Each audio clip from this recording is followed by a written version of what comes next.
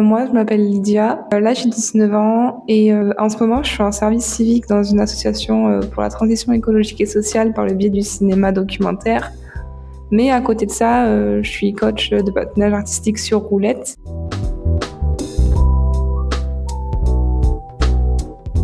Donc ça faisait 6-7 ans que je travaillais du coup avec beaucoup d'enfants. Il y avait beaucoup de personnes neuroatypiques du coup dans le club.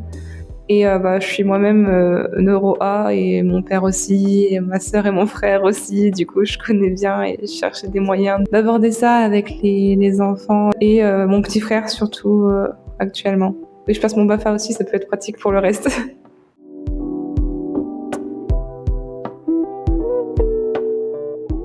Alors très sincèrement, moi je suis une grande adepte de formation. Même si c'est des sujets que je connais un peu, je préfère toujours continuer à me former. Il y a toujours de nouvelles informations, de nouveaux documents.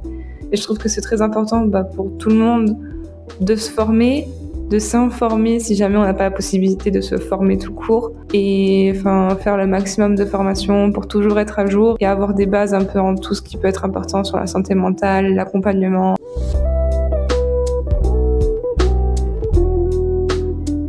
C'est vraiment beaucoup d'adaptatif et c'est vraiment pousser à la compréhension. C'est prendre le temps et réfléchir vraiment à pourquoi est-ce que c'est arrivé, comprendre la source et travailler sur l'habitude du coup pour casser une habitude et en créer une autre.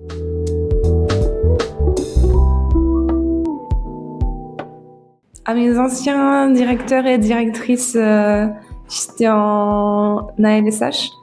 Du coup, en ALAE, ALE, LSH, un peu les deux. Et ils étaient très informés, mais il y avait 2-3 trucs où vous avez plus de mal par rapport au neuro A, à l'accompagnement, et c'était un peu perdu. Franchement, je pense que ça pourrait vraiment les aider et je pense que ça leur ferait du bien aussi de prendre une journée pour se former plutôt que toujours être dans le rush aussi. Donc, les anciens directeurs.